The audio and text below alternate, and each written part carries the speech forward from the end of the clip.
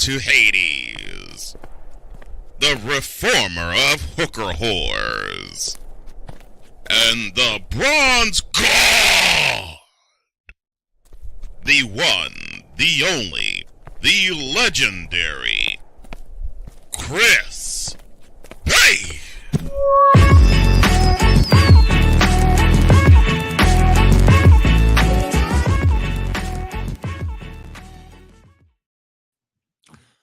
All right, good morning to the good people and to the bad people, friends and enemies, and a hearty boom shakalaka to all of you out there. I am Chris Base, the uncanny Chris Base at that. You're in touch with BaseLine as we do our new time and new day, as you can obviously hear and see for yourself, Saturday morning. So I'm very happy to be here, very happy to do this in this time slot. And again, my thanks to all of you out there who are taking the ride and the move with me. And I know some of you are used to me being on Facebook Live, but as you can tell, we're moving to YouTube. And we did some test runs. As a matter of fact, this young lady was a part of the test runs I was doing. So shout out to Barbara Jean, says Saturday morning greetings. And thank you to all of you who've been very kind. Wait, what? A tie? Yes, a tie. It's like I can't wear a tie. Yes, I take it upon myself as a special occasion.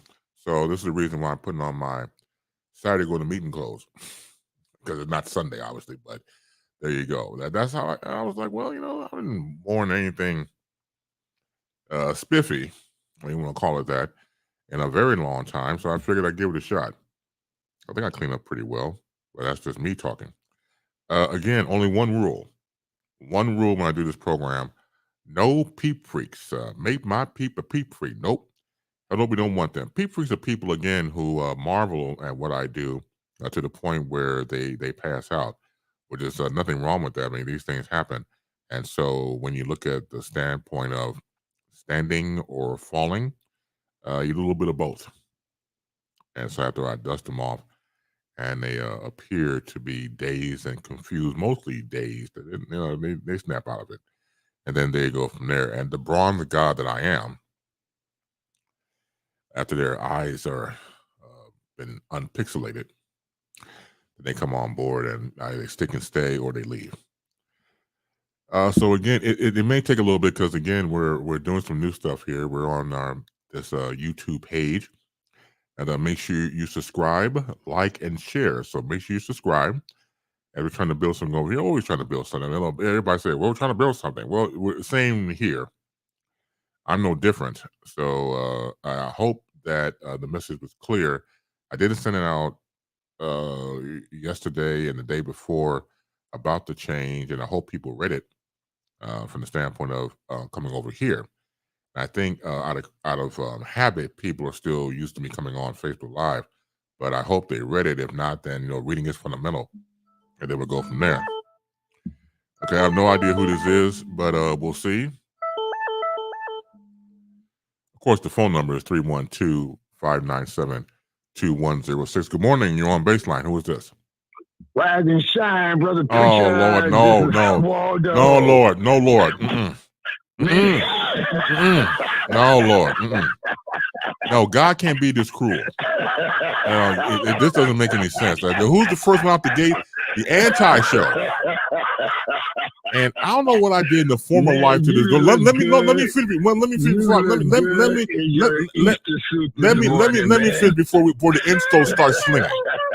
Because that's what he does. I never met a person in my life who come out the gate signifying. It's like you can't even say good morning, how you doing? You come out the gate signifying. So man, you look good this morning on your Easter suit, man. Look at the blue tie. Man, you look good this morning. Good morning to you, Ren and 10. I don't know who they are. I don't know who these people that you're referring to are. Ren and 10. That sounds like an old 1940s dog show. What's your two new producers' name? No, my new team of producers got ahead of me, but thank you for the shout out to them. Webb Adderley, Webb Adderley and Cynthia Pinky Yvonne are my new content producers. So we're doing the maiden voyage today. and I figured I'd get a little dressed up, and there you go. Ooh wee. Hey, look at man. Signifying show, Saturday. Man. I'm here to support you this morning. Here to help Yeah. people with their problems. Well, you gonna support me putting your knee in my neck? Got a quick question for you. Yeah, go right ahead. After Pastor Donovan, I'm gonna call back in. Are you gonna do the segment? Fudge, what you thinking? For Waldo. What do you think? I mean, at the conversation we had last night, what do you think? All right, look at man. Have a great show, man. Congratulations on YouTube. Thank you, brother. You're a good brother, man. Let's have a good show, man. Support you this morning, man. I appreciate it. Thank you so much. Later, Doc. That is Walter Kennan, of course, the Anti-Show. But thank you for being here with me and to call in to be the first called Anti-Show. Ooh, we hope so. There you go with that.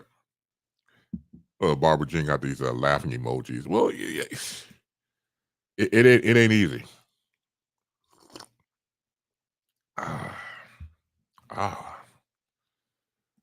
So again, it's like anything else. You try to promote it, but yeah, we'll see what happens. I might. Let me see. I might have to do a little changing here. Hold on a second. Give me 1 second. Let me try something here. Okay. Let me try this just in case. I might have to do both YouTube and Facebook Live for today and then go from there. It was all Walter, and once again, thank you for being here. Yeah, man. So, once again, experimentation and just trying to do some new things and, again, challenging oneself. So we'll go from there.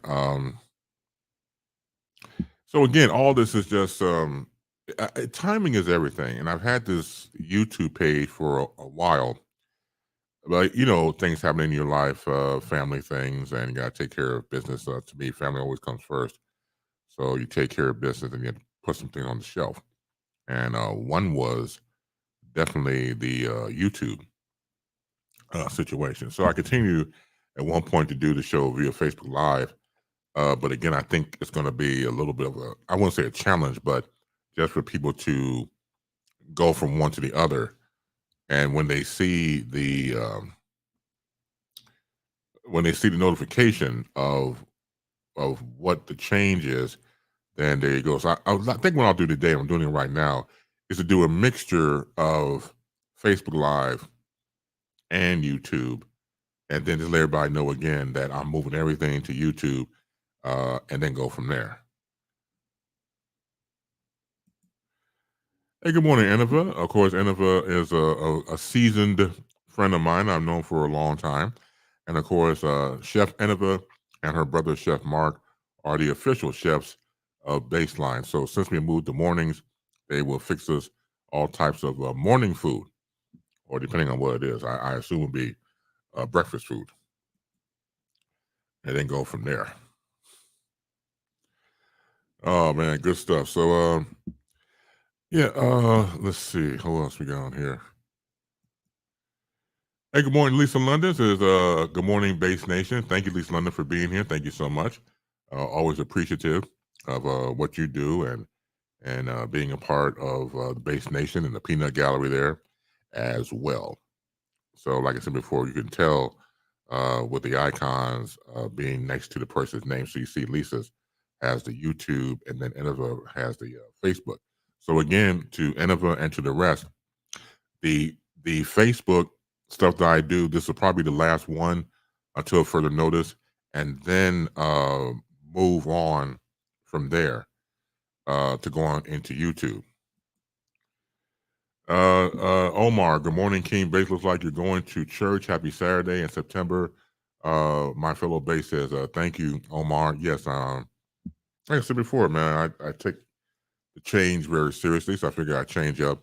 For today, I'll probably get back to the T-shirts and other stuff, casual stuff later on. But for the main voyage, I decided to do something a little different. Not too shabby. I think I cleaned up well, so we'll see where it goes from there. So again, the goal is to have people come over to YouTube. Period. And I said before, I did little test runs, and the test runs were successful, which is why we're doing it now. But again, it's like really a transitional period to where we are now. So eventually, everything I'll start doing will not, I repeat, will not be on Facebook Live. It will be on YouTube. So go make sure you tell your friends and your enemies, most of your enemies, and then go from there. Make sure you subscribe, like, and share to this page.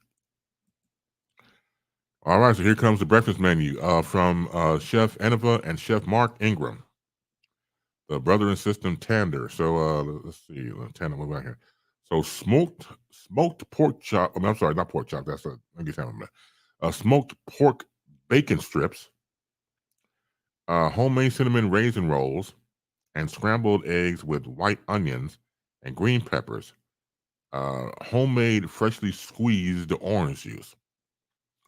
And so again, for the breakfast menu, smoked pork bacon strips, homemade cinnamon raisin rolls, and scrambled eggs with white onions and green peppers, homemade freshly squeezed orange juice. There you go, Doc. They never fail to deliver. Hungry already.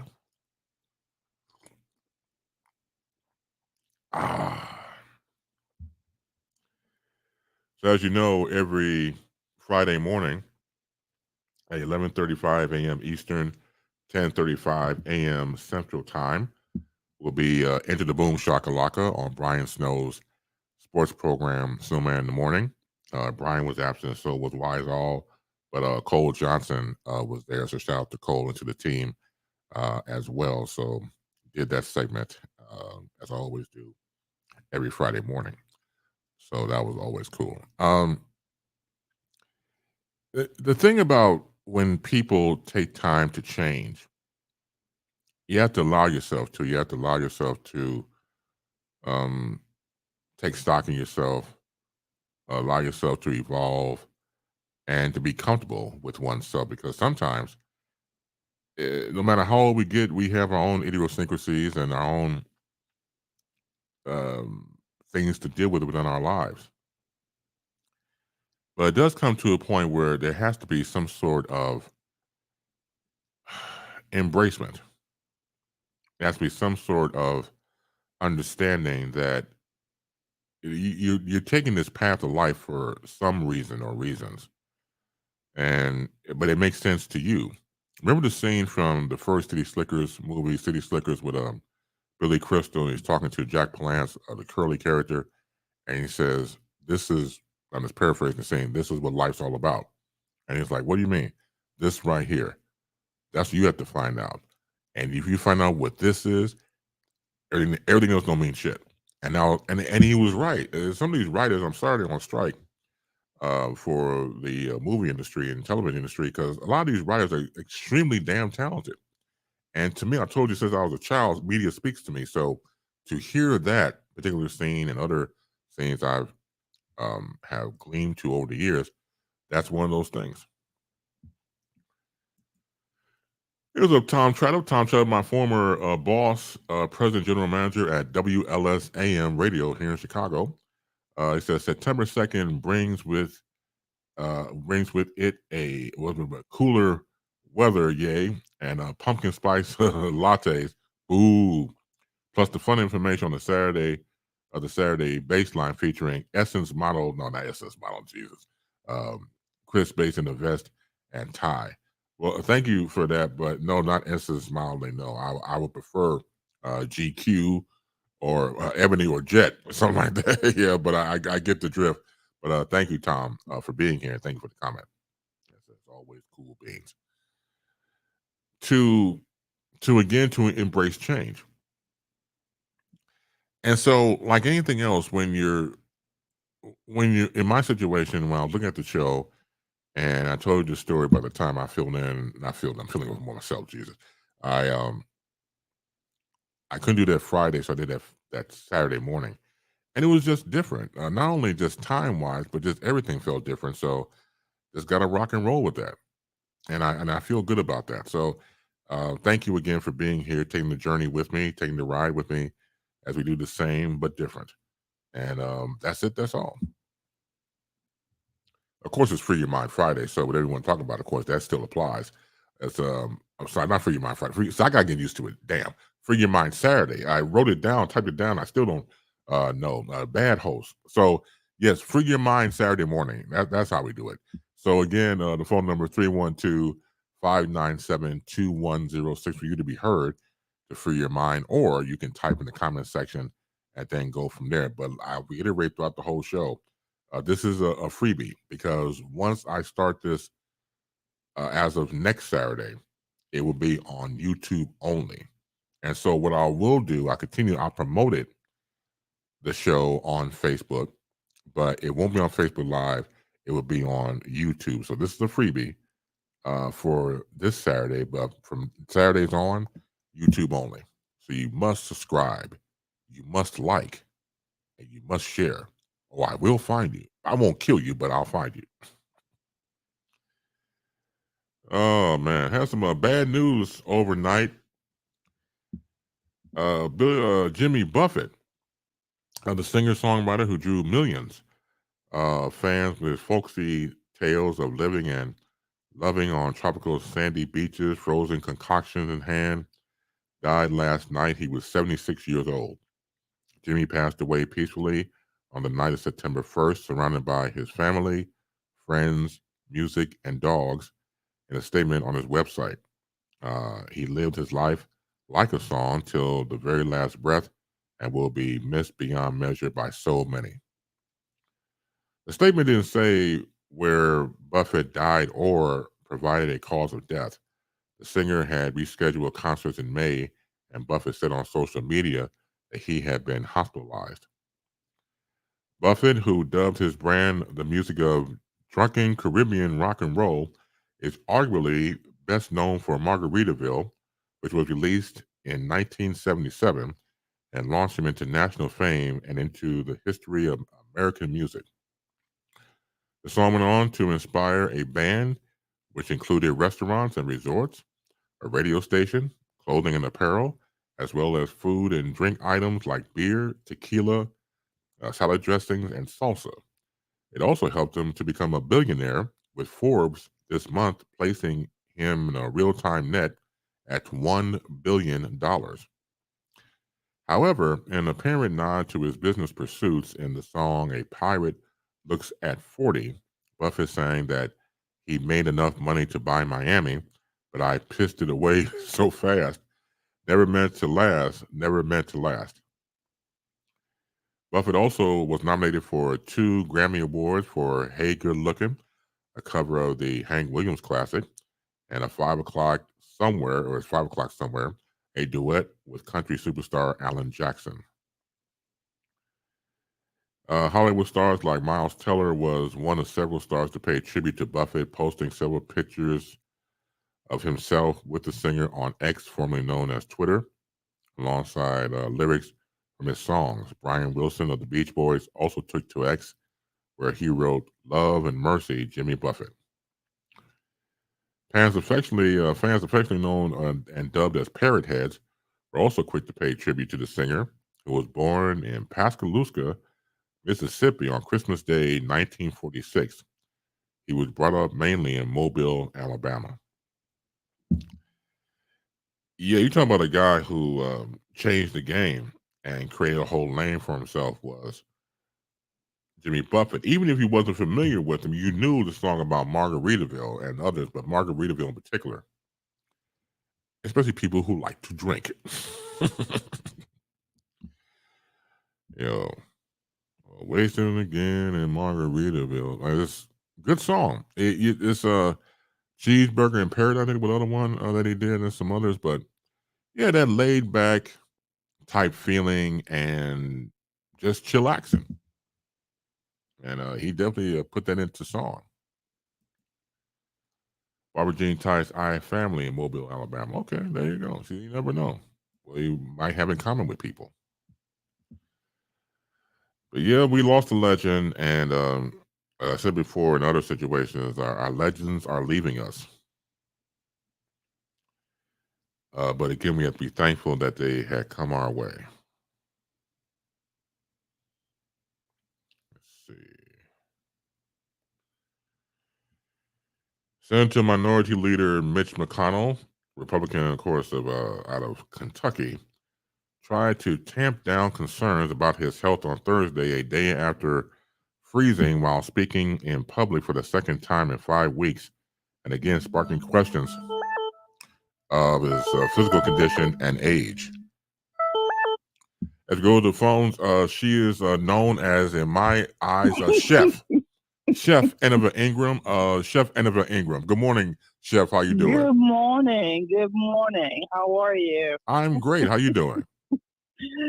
I got up early just for you. You're very kind. Thank you. And if you want to go back to sleep, I don't blame you. No, we got a menu now, so yes, we got to rework. That's what we're working with now. Well, I'm telling you, I got to. Well, look, here, tell you what, I'm gonna put it back up and you read it, because since you're the chef, you might as well read it. I usually do it anyway, but since we have Chef Eneva Ingram, Chef EI, on the program right now, Chef, please read us again the breakfast menu for this morning. Well, I can't. Well, in the record, I can't do it because I'm on the phone. But anyway, shit. Basically, it's country strip. Pork bacon strips. Okay. The country style bacon that has the rind to it, my favorite. Mm-hmm. Cooks delicious. Mark's gonna be making the scrambled eggs with the green peppers and onions. I chop them and everything for them. And then we have in the oven homemade cinnamon raisin rolls.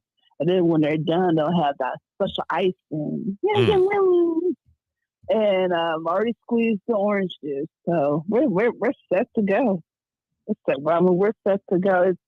It's we decided to do the cinnamon rolls. It's been a moment since we've done them. Since Mama had done them a long time ago. Mm-hmm. But it's a new month, and September's also was my dad's birthday month too. So just welcoming the fall, starting something new and everything. So I'm excited. So but that's the breakfast menu. It's kind of a trying to do a change, because we usually do the dinner menu on Fridays. But right. It's all good. We barbecued early. I don't know what anybody else is doing, but we barbecued Thursday. Oh, okay. Get out the way. That's good. We barbecued early because the weather for Chicago will be very hot. Yes. And I'm not trying to cook in hot ass weather. Preach. So we did it early in the morning, had a good fire going. We use a different type of charcoal. Still use Kingsford, but we use a specialty of Kingsford this time for the charcoal. So we barbecued the following. We did pork rib slabs, pork rib tips. We did pork chops. We did Polish. We did beef hot dogs, short and long, the bunlin. We also did barbecue chicken wings, barbecue legs, barbecue quarter pieces. Mm-hmm. So we did a lot. The only thing we didn't do this year, this time around, was lobster tails. Oh, okay. So y'all get down. So now we did all that food for the last couple of days and stuff. We traditionally eat the ribs on a holiday. Right. So we'll have the ribs on Monday. Yes. So I'm going to make some I'm going to make some spaghetti with some green peppers and white onion or sweet onion. I haven't decided yet. And then probably do a little side salad with lettuce, tomato, cucumbers, and white onions. And let's see. And we'll probably have either some freshly squeezed regular lemonade or pink lemonade. So, yeah. You know what? You and, And your then, I'm sorry, and then there's more. Keep going. well, you know, for dessert, you know, Oh, that's right. sometimes we have like my biggest favorite is apple pie. Mm. So we might do apple pie and ice cream, or we might just do a traditional lemon pound cake, you know, with some ice cream. You know, that's much later on in the evening, though. With the apple pie, you mentioned a la mode. Do you do a cheese on the pie? No, it's your traditional apple pie. Okay, I can never understand the cheese Traditional thing. apple pie. Mm-hmm. Yeah, Traditional apple pie. Right. Mark, he's very traditionalist. Now we've tried apple crunch and lemon crunch. We both like lemon crunch, but apple crunch is okay. But this is more traditional apple pie. Yeah, we've tried like it's like a French apple. You know, there are different types of apple pies and stuff and everything. But this one is pretty good that we try. Yeah. And if it's not apple, we might have blueberry. So, so it's, you know, trying to have. Do we have dessert every day? No, we don't. Right. But when we do have it, hello, we're gonna go all the way out with you, baby. Well, look, between you and your brother Mark, you guys must do a lot of sleeping, because that's a lot of eating. That's a lot of itis. That's a lot of damn itis, and I'm telling you, because you can't help but I'm surprised you don't fall asleep while you eat. At this stage of the game, you're awake for the eating, but there's got to be some calling hogs right after that. Itis, man, got to kick in. No, you just take your time eating and everything. And we always have good conversations and stuff, or we're looking at the news or something, or a game show, whatever. You know, it's so funny because, you know, I always tell people, I said, I love the time I grew up in. I said, I don't know what y'all dealing with, but I love the time I grew up in. I grew up in the 70s and the 80s. So that was a time where they had, you know, pretty decent TV. I think the music was really good. Like I always tell people, the 80s is my number one go-to for my list of music. Then the 70s, then the 90s. Maybe the 80s and 90s might be kind of combo. And then the 70s, and then I can't tell you what happened in 2000s because I don't know. Right. It's like a question mark. I said, because some of that music they have to steal back from a couple years ago. I'm like, You know, one thing about 70s and one thing about 80s music is the real thing, you know? And you had many different artists. You had Prince, Michael Jackson, the original Madonna, you know, Mariah Carey in her prime. Right. You had a lot of people, Tina Turner. But then, you know, I'll have I have like an 80s day. I might have a 70s day. I might do the Commodores, Earth, Wind and Fire, right, the Barcade, Confunction, hello, Lakeside. You know, sometimes you have those type of days, you know? That's right. And if you want to go back, if I'm feeling really nostalgic, I might go back to my parents' time and I might listen to some good old-fashioned jazz. Sometimes when I listen to John Coltrane, yes, a Monk, or just good old-fashioned, old school, Miles Davis, Charlie Parker, Dinah Washington. Sometimes you just want to chill. It could be with a glass of wine. Oh, yeah. It could be with some delicious hot herbal tea. Hell, it could be with some water. No, you're right. You know? I've always said that music is a form of time travel, because you can listen to it, it wax off nostalgia, and you can pinpoint where you were at a particular time you first heard the music, and you go back to a simpler time, and you can just sit back and chillax. And there's nothing wrong with that. I think it's beautiful. So, like any generation, you cling on to what you grew up with, what you knew, what you liked, and continue to embrace. As you know, coming up in that era, for example, cable was just on its way. Cable was a luxury because back in the day when we were in high school, there was the emergence of MTV, music videos. So either you had cable to watch it, you went over to a friend's house to watch it, and then that became like a part of our growing up, watching MTV, for example. And they would play them videos to death. Well, yeah. I mean, heavy rotation was popular. What I liked about years later when I found out was two people who came forward and said they ought to start playing more black videos was Michael Jackson and David Bowie. Yeah. David Bowie was doing an interview with MTV and said to the I think Mark Goodson was the we call them VJs back then, and he says, "How come we're not playing more black videos on this station?" And he called out MTV because he was down for the swirl. Look, hell, his wife became Iman, the model, so it wasn't like he was not for black people. Then Michael Jackson was saying that you guys got to start having more black artists on here. Or I'm gonna start having my music played, videos played on your station. So those two, you give credit for over the years because they were right. Because all of a sudden, I started to see more black videos on MTV.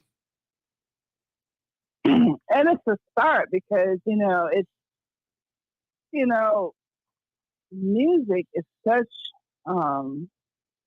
bright, and it's such a good therapy. I mean, even though I don't listen to a whole lot of it, but I know about it. If someone asks me, who's your favorite country singer, I used to say Dolly Parton. Oh yeah, because Dolly Parton and who else? Glenn Campbell and John Denver. Wow. I always did like Johnny. I always did like Johnny Cash. Johnny Cash was solid. Johnny Cash is cool too. But there were certain stars. Charlie Pride. Yes. And then you had some other people and everything, and then what was it? Who else? The Judge. So there were certain people. Later on, you had other people and everything, but that's one thing about music. It kind of it's like food. It brings you together. It does. And it's a wonderful thing. And even though, what was it? I think you had talked about a couple shows back. You were talking about Herb Kent. I remember Professor Kent when I used to work at the Chicago State and everything. Very approachable man. Awesome. I used to see him around lunchtime, around noon, and you could approach him. And he had that same, cool, suave, demeanor about him. And, some people you think, oh, I can't, not Professor Kent. He was really cool. And I remember when we had, when I was coming up in the 70s and 80s, I remember when New Wave and punk out. Oh my goodness, that was just so long ago. I remember that, and we talked about that. Right. Good stuff. And, he was the best. Herb Kent was timeless and was able to go from format to format and just kill it. I want to free this lineup for someone else to call in, but I thank you, Chef N, for calling up and hearing the voice of the chef. Maybe we get Mark on one day, maybe wake his ass up. And if he wants to come on real quick and talk about his culinary skills as well. But thank you so much, and I'll talk to you later on. All right. You take care, my friend. Thank you so much. Take care. Bye-bye. You're welcome. Bye-bye. The great Chef Innova, as she brings us the food that we can never eat here on BaseLine. Yeah, going back to real quick, and I'll get back to the story about Mitch McConnell, the whole thing about people being approachable. And Herb Kent was a solid DJ personality here in Chicago and beyond. And we lost him a lot of years ago and was just set the bar so high. Nobody sounded like Herb. He had his own style of what you want anyway. But man, just untouchable, really. And so, I told this before. I remember when my good friend Rachel Montgomery wanted me to assist her in some things she was doing, and she was covering this country and western stepper set, and the proceeds went to curing cancer. And so when Herb at the end of the show was reading off the cancer survivors, he mentioned he was a cancer survivor himself. I didn't know that. And everybody was, of course, very festive, and it went on from there. So this is when Herb had his autobiography that was out, and he was hawking his book outside the ballroom. And I said, Herb, you need any help with this?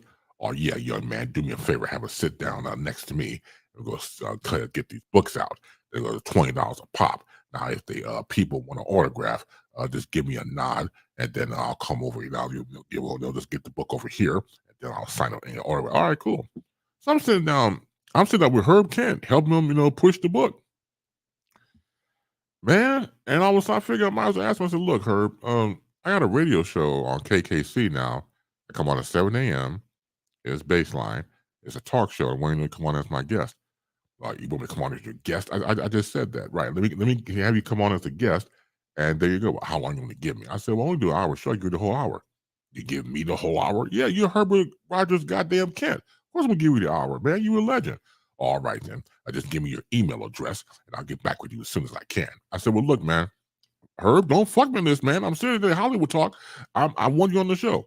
I'm gonna fuck you, sir. Just give me your email address, and then we'll go from there. I'm still waiting.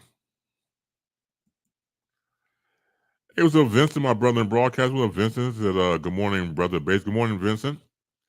Thank you for being here, man. Yeah, and thank you for being here. Now, once again, as I said to you and others, if you're just joining us, today, of course, we also are doing YouTube. So I was going to do YouTube only, but I figured maybe somebody didn't get the status that I put up before.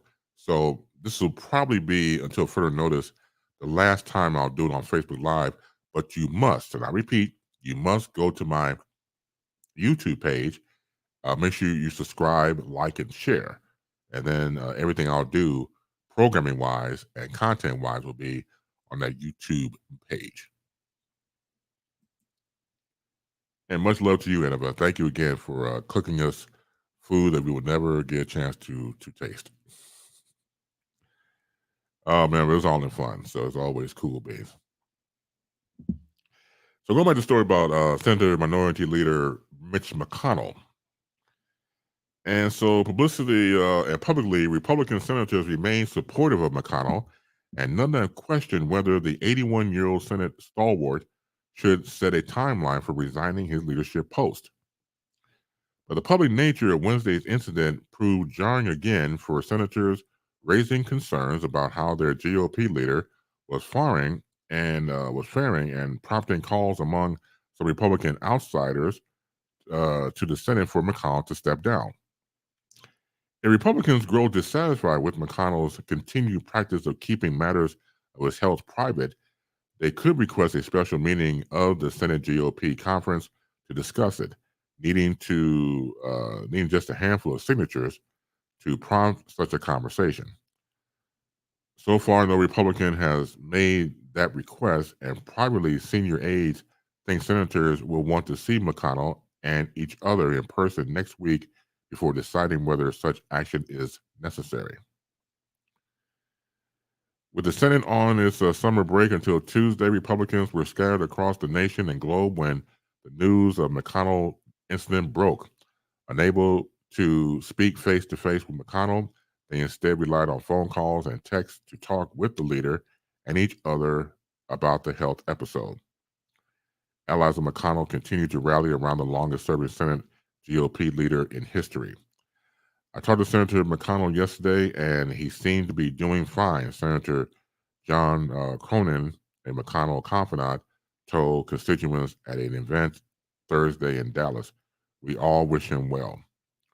But even amid the support for McConnell, some Republicans felt that the incident was another indication that he should step aside. Bob Barney, Republican Party chair in Jessamine County, Kentucky, told the Washington Post on Thursday that his chapter thinks McConnell should give up the leadership role. He said he thinks it's obvious that McConnell will not be reelected as leader and that will cause him to retire. And we should know by now, at the instance like this, Dianne Feinstein on her end, on the other side of the aisle, that there must be term limits, but it will never happen.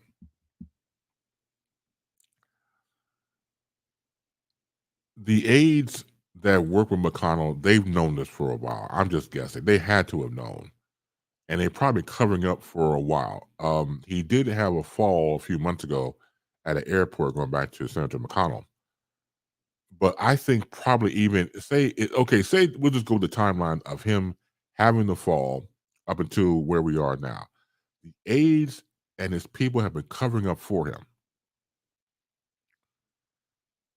At least Senator Feinstein is going to retire next year, so she knows what time it is, and it just gets to a point where age ain't for the punk. It's not. You have, depending on who you are, and it's usually most people in the world, you get old and you have aches and pains and aches and various medical conditions. So there. And so you won't be able to function the way you used to. Your cognitive skills are going to diminish. And that's in any job. We're talking about being a part of government, which you must be sharp and think on your feet. Not saying no other job you can't do that, but we're talking about the government here. And then again, depending on where you are in the government, maybe you don't have to think on your feet. Maybe you just have to be a fly on the wall and just, hey, come here. Okay. Maybe you have the brain cell of a gnat. As long as you're working somewhere. So that type of thing. So yeah, that's more than interesting to me. I do believe in karma. I'm a firm believer in karma. What goes around comes around. If you're not careful, it comes back to you and bite you in the ass tenfold. And not being a big fan of Senator McConnell, even though this is, what happens, some people say more power to him. This is what he gets for all that spew that he's been spewing all these years. There has to be some sort of understanding that it just has to come to an end. It just has to. Nothing lasts forever. I think some people wanted to in their lives, but we all know that by now, and we got to quit fooling ourselves.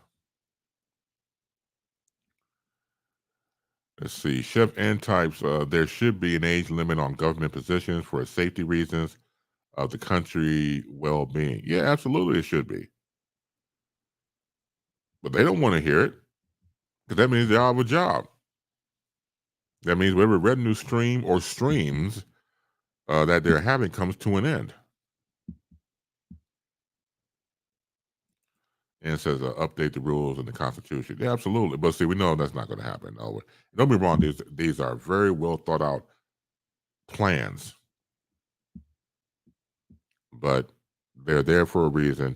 They can always find a way to duck and dodge the system and loopholes and make it work for yourself and others. So it's definitely a cash cow for a lot of these politicians, when they call them fat cats in the first place. And they don't want to be unfat. They don't want to be skinny cats. They want to be fat cats. And why give that up if you don't want to do it? But you're right. Going back to safety reasons and just ageism. Don't get me wrong. You may find some agile people in their 80s that can still function and their brain is working, things like that. But again, we're talking about a position that requires for you to be as fit as you can, not like some people who lie about their weight. 6'3", 215. I'll tell you who the hell that is.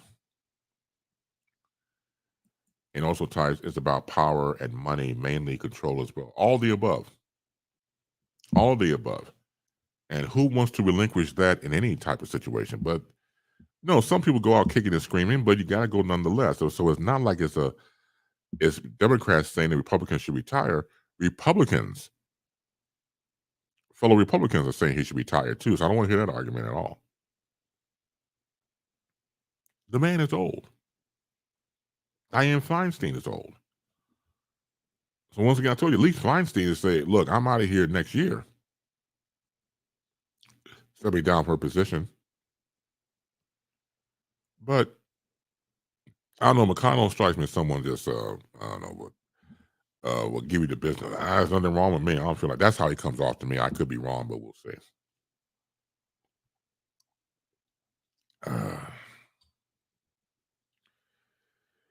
Yeah, those two moments where he froze was it was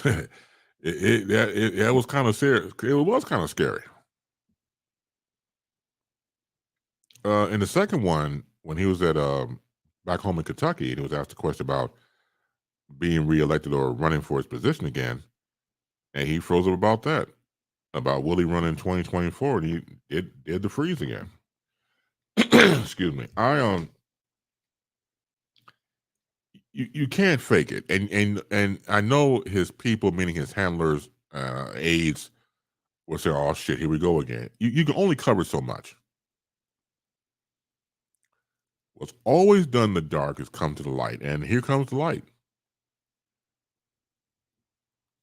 There's a light over at the Frankenstein place.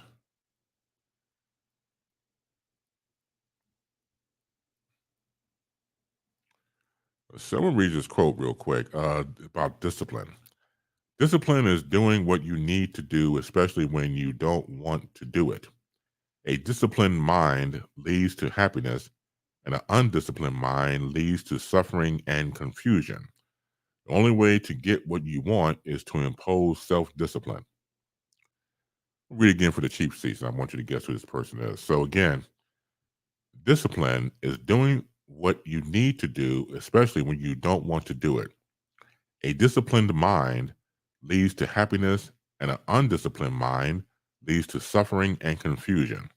The only way to get what you want is to impose self-discipline. Who said that? That's your quiz today, boys and girls. Professor Base has spoken. So I gave you that quote. Who do you think said that? So just take a guess. And I'm just interested to see what some of your replies would be. You can type in the comment section there, or you call in at 312-597-2106. Again, we are also premiering the base page as well on YouTube. So make sure you subscribe, make sure you like, and make sure you share, because sharing is caring. Again, for the quote I just read, who you think said that? About discipline is the key that opens the door to your dreams. Who said that? Who said that? I've always said for years about the mind when it comes to having one. When you look at, for example, people who follow Trump, and yeah, I'll use them as an example. The Trumpites who follow Trump, it's someone that follow him blindly, and they just don't question anything that he does, which to me is dangerous. And you follow any leader, him or her. But when I'm talking about Trump in this particular argument here, or not argument, but example, then again, you look at how people think or not think, and just let somebody do the thinking for them, which is also dangerous. And why do you have a head in the first place on top of your body, and why you have a hive in your skull to let somebody just take it all over? So to me, that's dangerous. Very dangerous. So again, the quote I just mentioned again, who do you think? Once again, I don't have any things to give away. Maybe it's like, oh, I ain't gonna type anything because I ain't gonna give it away. Well, I don't have nothing to give away right now. We're just having a conversation. So again, who do you think typed out the premise about discipline? And again, discipline from the mind is very easy to let somebody come in and just take over your skull. That is very undisciplined. I think to question authority, to question anything, and to keep your mind as agile as possible, that, boys and girls, to me, is a disciplined mind. To me. So what do you think about the quote?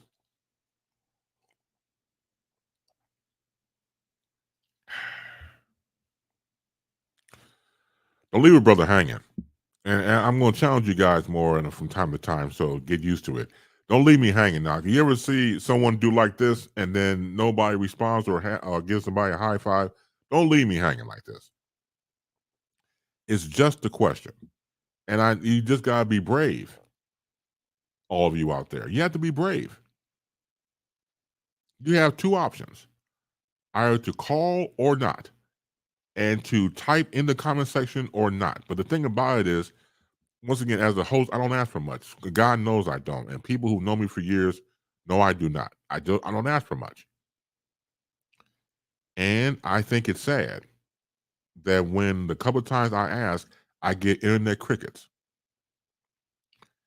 And it doesn't make any sense to me. Especially when once again, I don't ask for much. I mean, I hate to sound like I'm, stuck on whatever, but it's true. So I don't know. It's not like, again, we're talking about brain surgery here. It's just a guess.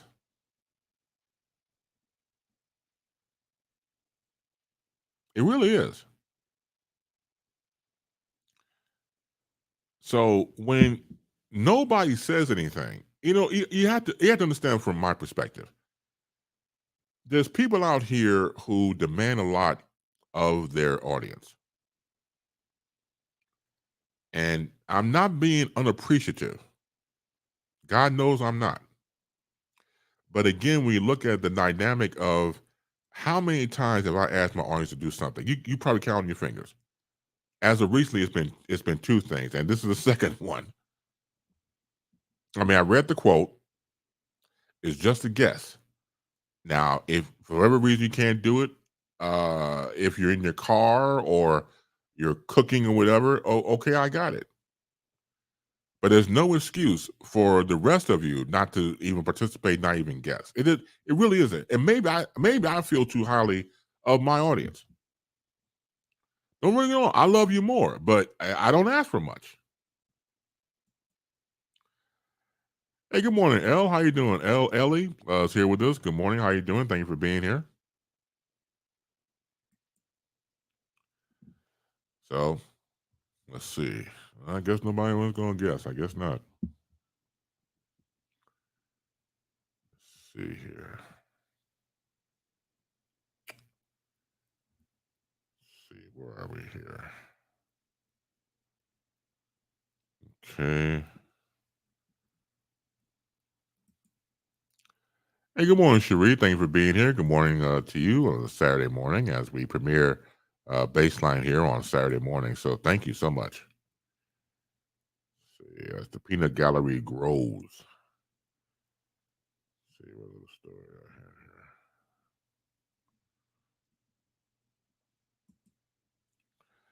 I have here. L asked, what is the conversation? So, okay, so L, it's free. Your mind could be anything you want to talk about, but what I was asking the audience was the following. There was this quote, and I wanted everybody to guess who said this quote. And the quote again is the following about discipline. It says, discipline is doing what you need to do, especially when you don't want to do it.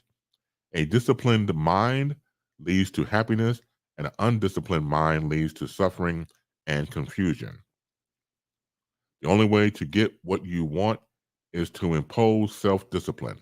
So that was why I was asking the audience, I mean, who do you think said that? And nobody wants to even guess. I don't know why. I have no idea. So I'm not the audience, but it just amazes me that if I'm asking for a guess and nobody wants to guess, I'm like, okay. Yep. So that was the question that I posed to the audience, L. Everybody wants to be quiet.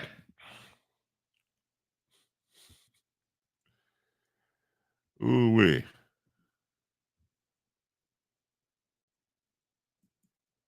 So L type, I've heard that quote. Right. And so the question I posed to everybody, who do you think said that quote? Let's see here. LeVar Burton might have missed out on the Jeopardy hosting gig, but he is lined up to front another game show, Trivial Pursuit, which is coming soon to the CW. According to TMZ, Burton and his team are close to locking in terms on the new job, which would see him as the executive producer and host of the new game show. The publication also reports that the network has already given a 12-episode order for the series and that the deal with Burton is almost finalized. The show has been in the works for a couple of weeks. So that's cool. L says, you've heard the quote, but I can't recall. Okay, that's cool. I mean, these things happen. Burton was one of several guest hosts who stepped into the helm of Jeopardy following the passing of Alex Trebek in November of 2020. The Star Trek alum made it no secret that he wanted the job on a permanent basis. Fans even launched a petition to try to get Burton the Jeopardy gig, though it was not meant to be. However, while the Sony execs turned Burton down, that busted his Hasbro. Let's go to the phones. And good morning and welcome to BaseLine. This is Lisa London. Lisa, good morning. Good morning. Good morning. How are you? I am great. How are you doing? I'm out here rolling in these COVID streets, man. Yeah, you got to be careful. Lisa London is a broadcaster in her own right. Does a fantastic Quiet Storm program. But like you, she's very human, and she's out here in these COVID streets. So let us pray for her health and wealth.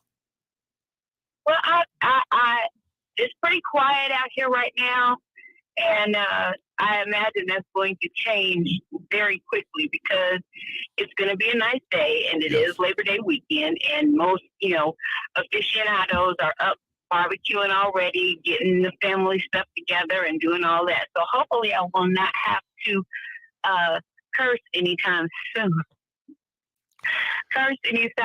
While I'm driving. I seem to have cursing Tourette's when I drive, and people cut you off and do all kinds of things. But it's pretty nice out here so far. Pretty nice out here so far. Well, that's good. I'm glad that you're out there. So you gotta be careful because again, these people will make you cuss. Yeah, they will. Yes. Yeah, they will. Okay, so for the person who did your quote, was that Martin Luther King? No, and I'm glad you made a guess, and that was the reason why I just want somebody to guess. Okay. So it's cool. Yeah, it was a guess. I don't know. Right. So the person who said it was Deion Sanders. Oh, I never would have guessed that. Thank you. Yeah, I never would have guessed that, but cool beans. Well, I am getting another call, and I'm merging onto the expressway. I just wanted to call and wish you good morning. Where am I going forward? I'm supposed to be careful now. I was getting on, if you know Chicago, I was getting on the near line at 71st, and the lane for 71st and 67th merges. Right. So I had to hurry up and get over before I got off again. So I need to drive and not talk, but have a great show. Thank you.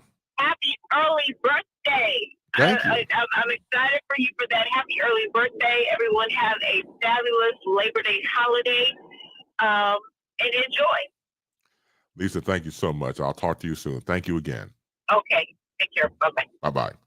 Thank you, Lisa London, for calling in, and thank you for the birthday wishes as well. And it means the world to me as I share a birthday with this next gentleman coming up. He is the executive director of crisis intervention / victims advocate at Solution and Resources. He has committed his life to provide immediate comfort, aid, assist families, individuals, and communities in the wake of violence and/or traumatic events. The man who will not let Chicago down. Please welcome back to BaseLine, especially during this early time right now. And I can see him right now in the green room sleeping. Let's wake up Pastor Donovan Price.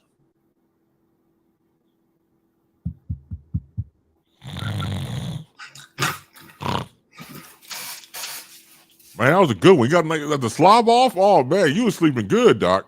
Oh, yeah, man. It felt like church. Amen. Amen. Amen. Amen.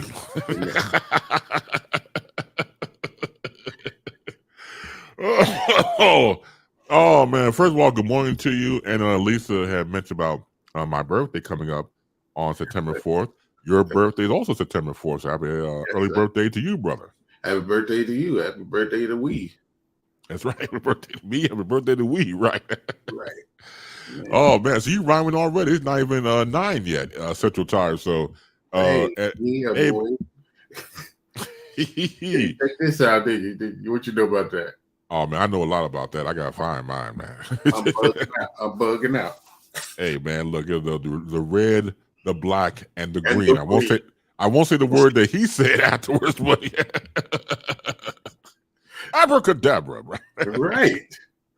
Man, man, it's good to see you, brother. So once again, thank you for coming along with me with the time shift, and I deeply appreciate it. And again, as the pastor goes through the numbers, we're going to go into hip hop. Now, we did accomplish something, because we always said we'll do a show on so and so, and we never get around to it. I said, look, now we're going to do this one. So we talked about hip hop a little bit last Friday. So now we continue the hip hop. And I like your background, man. B Street and all type of stuff. And you definitely feeling the spirit. That's right. Hip hop won't stop. Bebop. Yes, sir. Yes, sir. Right. That's right. Yeah. My man from Arrested Development did it best, boy. He had the 90-degree angle working. Right, 90-degree angle. He's ready, boy. Right. They made about Arrested Development made about $9 a piece because there was 30 of them on the stage. Oh man. It's almost like another version of Parliament back in the day. You got like 25 people on stage. Yes, sir. But they each one had a purpose. Like they had the elder on there. You remember the old guy in the rocking chair? Right. They had the African dancer on there. That he really thought that out. That was just an incredible group. I don't even know if anybody would have the wherewithal to do something like that nowadays. And their songs fit them. Yes. And the songs were deep. Razadon and Baba, we finna go down to Peachtree, play a game of horseshoes. A game of horseshoes. Horseshoes. That's right. That's right. You know what? I always, when I heard that type of rap outside of your basic hardcore rap, wave your hands in the air and wave like this, don't care type of stuff. When I saw brothers and sisters doing that, like them, A Tribe Called Quest, and those guys and gals, man, they were on a different plane, which we all needed all types of fractions of the genre to grow. And I always wanted the best for them, but you know what happened? We get into it now if you want to, but that whole thing that happened, don't be wrong, West Coast rap was fantastic for what it was, but it took a lot of people out of work. Mm-hmm. Yeah, negativity always wins. Yeah. Unfortunately. And so I didn't notice the tie. Wait a second now. He got on a tie and a vest. Okay. Yeah, I'm going to Saturday, going to meeting clothes. Right. Let you come knocking at my door talking about some can I let you read something? No, that's okay. But me for Chris.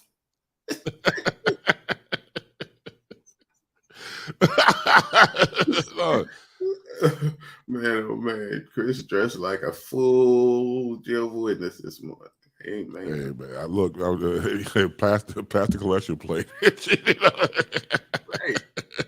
Right. Ooh-wee. Ooh, yeah. I'm trying to do something a little different, man. But I don't want anybody to sit back there and, hey man, hold your wallet. Hey, hold your wallet. I don't want Chris to get in my wallet. Get your hand in my pocket. I don't want that to happen. Yeah, that's definitely, I mean, but the West Coast, I don't know. Same thing with rap in general at that time in particular.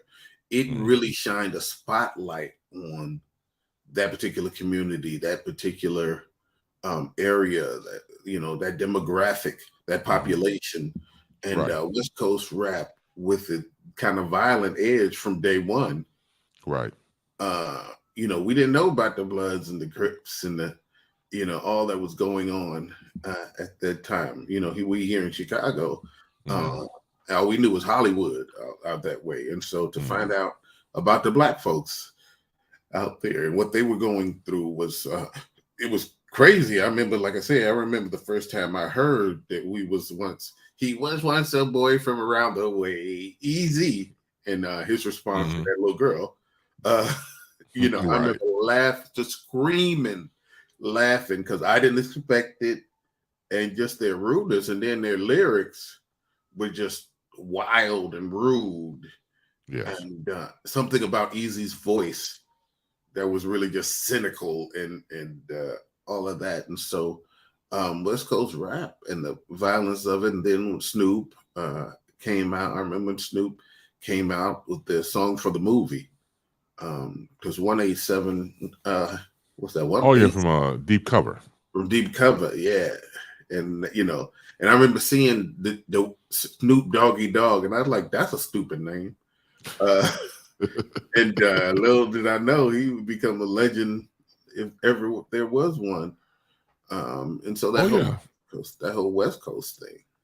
Well, what was interesting of people growing over time. If you go back and watch the video for Deep Cover, and of course it's Snoop and it's Dr. Dre. Snoop does not look at the camera. He keeps his head down. Yeah. Keeps his head down while he's rapping. He keeps his head down. He's not trying to see the camera at all. When they were doing the little produced piece, when the guy was like, "You might be 5-0."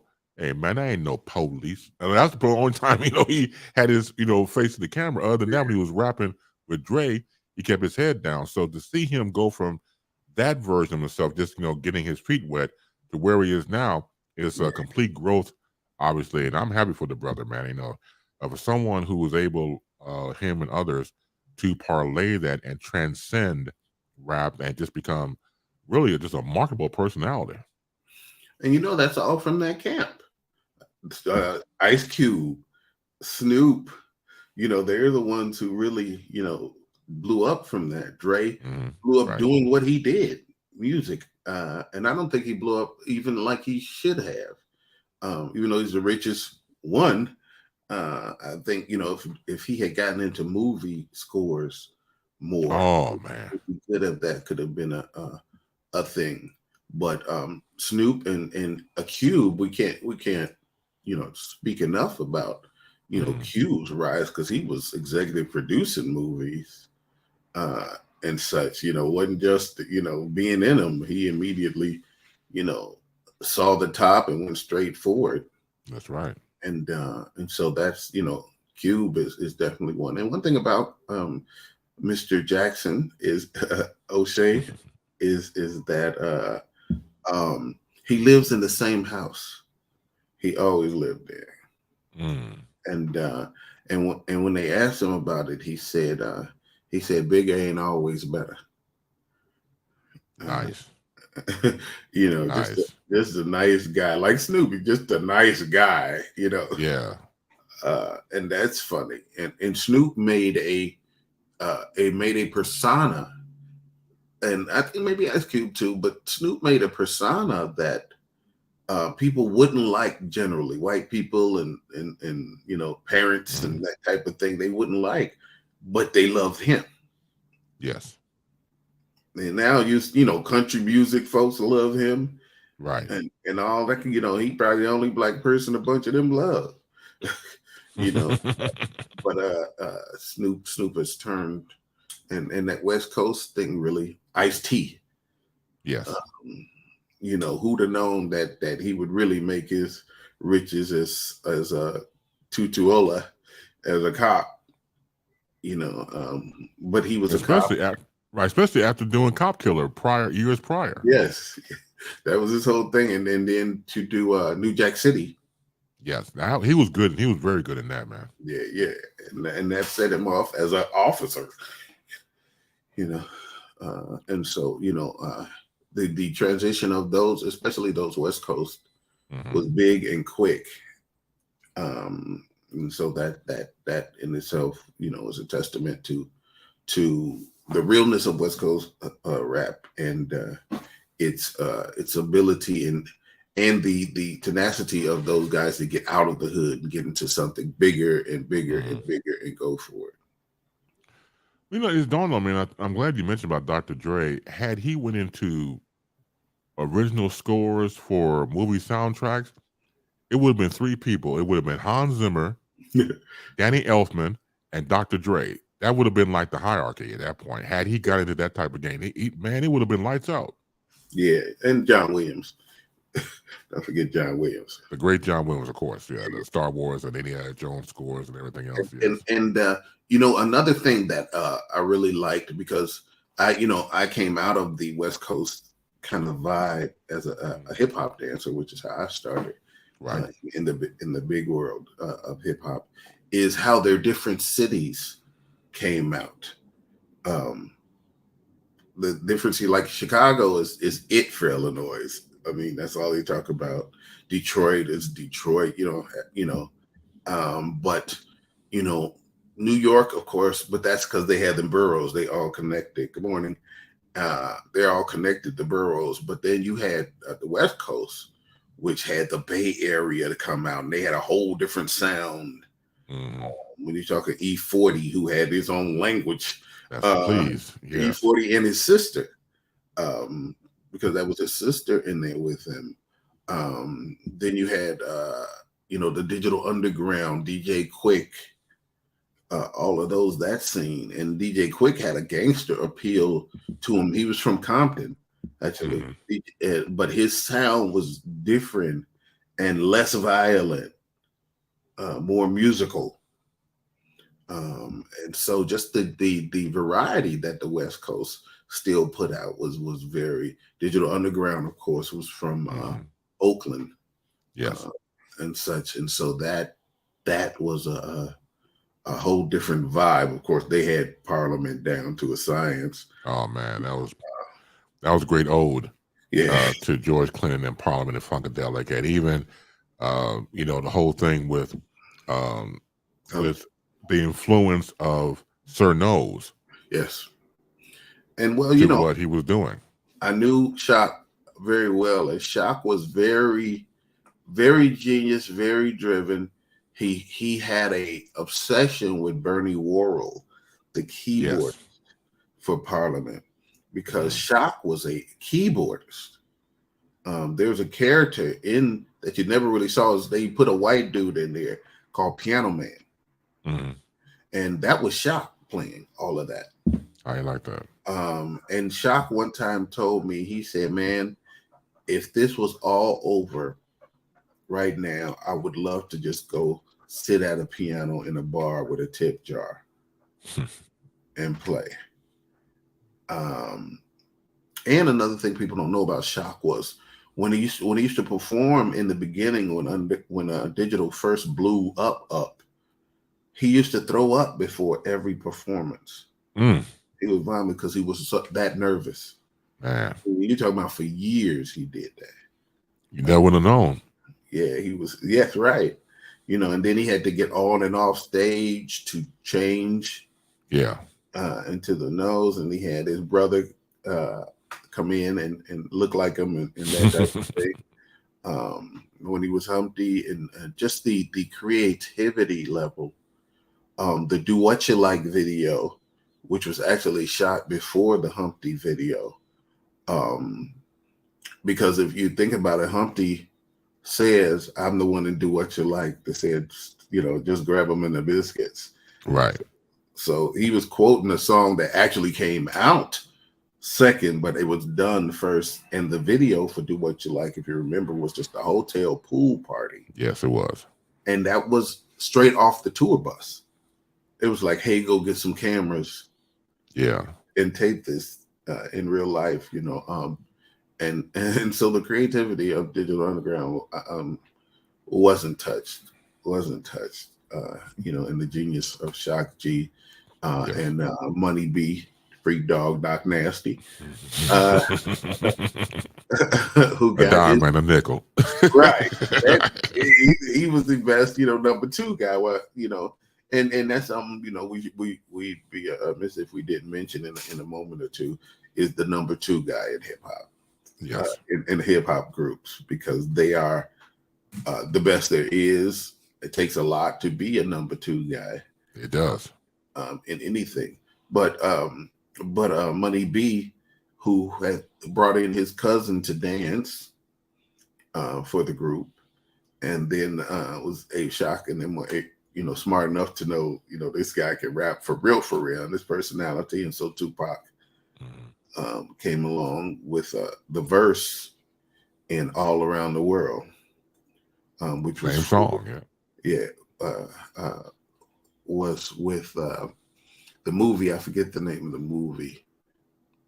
I know you're talking about. That was the one with Dan Aykroyd and John Candy. Yeah, and it was was it Rocky Horror Picture Show type movie? Yeah, it had that type of vibe to it. Yeah. Right. And and that one verse, "I clown around when I hang around with the underground." I mean, that one verse let everybody know who he was. That's right. And then to come out with same song. No, I Get Around, rather. Well, then you saw the shift a little bit, because when you said it before about Digital Underground blowing up, and all of a sudden, Tupac on a whole different stratosphere.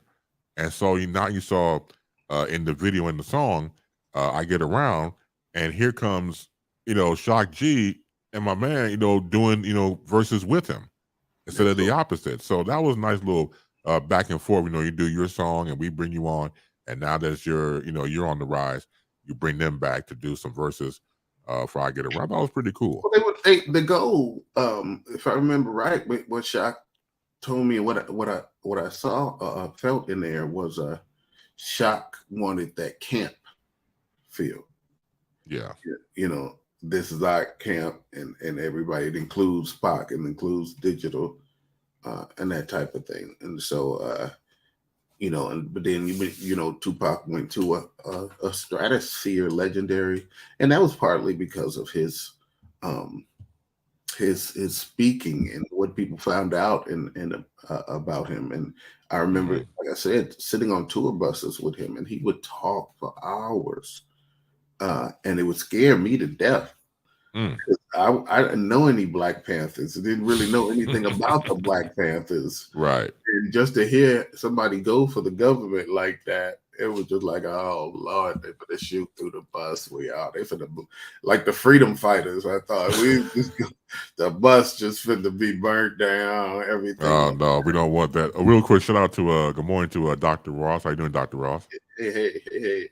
Everybody's here this morning. Good. Wasn't you supposed to bring? Who was supposed to bring some food? Oh no, that's Innova.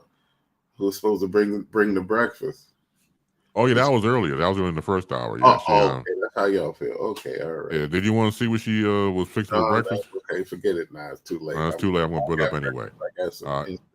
Let's go put it up anyway. So she's fixing smoked pork bacon strips, homemade cinnamon raisin rolls, scrambled eggs with white onions and green peppers, homemade freshly squeezed orange juice. Oh man, she got all the different colors in there. That's the inclusion breakfast. Taste the rainbow. Right. White onions and green peppers and blue stars and yellow moons. All of God's vegetables, white onions and green peppers. Orange great. Orange Right. orange juice. We got green hearts and blue moons and green clovers. This is a blackberry. We got brown blunts. We got brown blunts. all kinds of stuff in their cereal. Brown blunts. Oh, hell, brown blood said, and let's look at this bud here. Let's see, a bad bitch and things like that. Yellow cornbread. Yellow corn cereal? Yes, we got it. Right. Pink pig's feet. We got. You butter me softly. Right. Right. We got everything in there. But Pac went in a different way, and if we mention him now because we got so much to talk about, Pac's had two personalities in his career. Mm-hmm. He was kind of a hothead, of course, and also I encourage people to go back and Google him talking to people in different places. Now, real quick, let me cut you off. But why you say he was a hothead, of course? Because of the nature of the Black Panther, the energy, the kind of angry tenacity to a certain degree, right? That they had, and that was him. And the son is always like that. If his mama was like that, the son is always worse because it's part in my mama say it's part of that in him. Yeah, and. And to know that life and to grow up in that life. You grow up in that life, you really about it. And so it wasn't just a mad Black Panther, the government thing. There was a we as a people type of thing. And so he had that too, and he had it to such a degree that I have said in the past that if Tupac was alive, a lot of this stuff that's going on wouldn't be going on. If he would have came to Chicago, he would have sat down with some folk, and so he had that kind of power and that kind of knowledge to possibly affect, whole cities and whole situations. I agree with that wholeheartedly. Yes. It only takes one. Yes, and he was that one. And like I told you, at the end of his career, he was trying to change things around, and I believe that he told Suge that he wanted to do that, and that was kind of the end.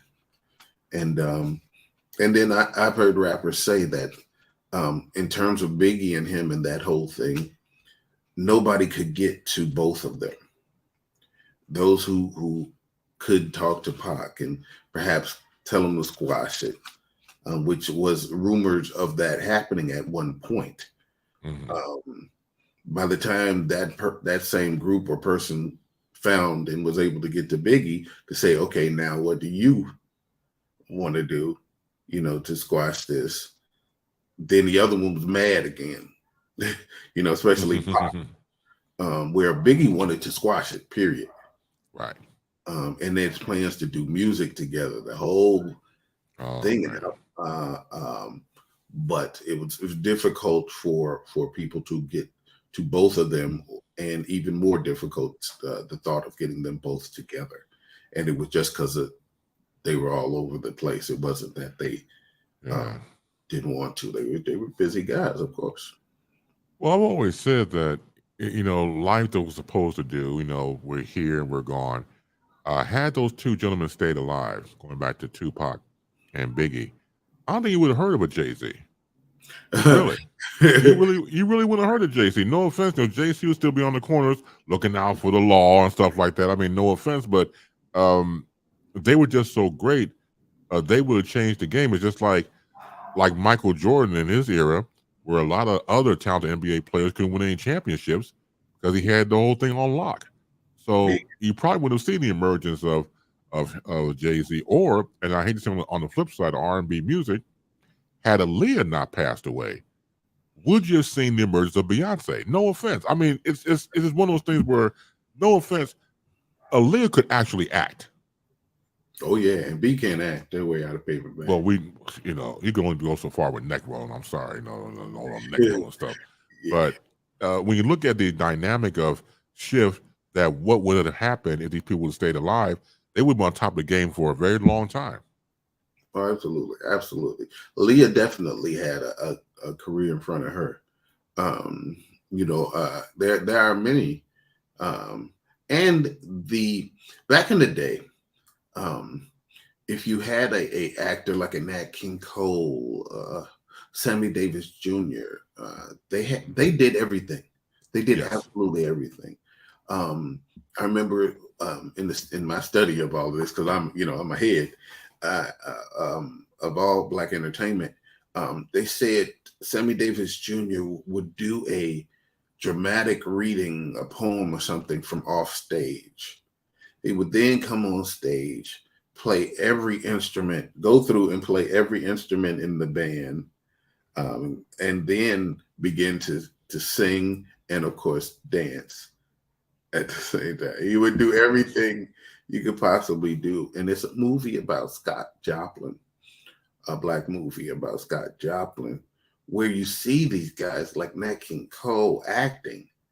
And he's so phenomenal that you're like, good gracious. And Cab Calloway is in there acting and some others. And it's just absolutely. Oh, it was, I think it dealt with the life of W.C. Handy. W.C. Handy, yeah, sorry, yeah. Right. And Nat King Cole played the lead, and W.C. Handy was like the father of the blues. And W.C. Handy, unfortunately, went blind. And Nat King Cole's in the image about Cab Calloway. I think Pearl Bailey is in it. I mean, it was an all-star cast of his time, and it was brilliant. And the acting wasn't no bunk. It wasn't like they singers act. They was actors. They were bringing it. Yeah, because I remember the villain. Cab Calloway was like the villain, like the That's right. The whole thing. That was, and then of course you had Harry Belafonte, who was, always bomb in terms of acting, and Stormy Weather, and so on. He was always, and of course he was the pinnacle of his acting career as Geechee Dan. I mean, that was pure. Why he didn't win the Oscar, I to this day don't understand. Nobody realizes the brilliance of Geechee Dan. Look, man. See, now we're going a whole different direction, which I love. It's all in common. It's all connected. But Uptown Saturday Night. First of all, Sidney Poitier as a director should still get the praise right to this day. To direct, first of all, and this is way before, of course, the Cosby Show on NBC. To have someone of Bill Cosby's ilk during that time, the 70s, as your running mate, as your partner, as your ace boon coon. He's in 3 movies that he direct. Well, as far as the standpoint of Uptown Saturday Night, Let's Do It Again, A Piece of the Action. And then he goes on in the future to direct him and Ghost Dad by that point. But those 3 earlier movies, man, Sidney Poitier's eye is just fantastic, and his eye for comedy. And in the first movie with Paula Kelly, and she's telling them, you might want to go check out a guy named what's his name? Biggie Small. Not Biggie Small. That was the second movie. I'm talking about I'm sorry, I'm spaced now. But it was 2 people that they need to see. It was the first one, and then Dan Buford. Yes. Oh my goodness, I can't remember because it was Harold Nicholas. Harold Nicholas played the role. Yeah, when they came in, when Bill and Sidney came in them outfits. In them suits. Yes, sir. On the second movie, Mongo Slade. That was the name they used. Yeah. and Bill had on looked like a French jockey or something like that. Right. Snapping off. Listen, Jack, I'm gonna tell you, you're such a. And he had his gun. And he had a snub nose gun. He had his pocket, and they took out of his fly and everything.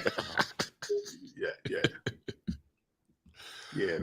Oh man, that's good stuff. Good memories. That's a part of hip hop because I mean, goodness gracious, the character was named Biggie Smalls. Biggie Smalls, right in the second one. That's right. And so it was definitely a part of hip hop because hip hop was black people. You know what I'm saying? Young black people.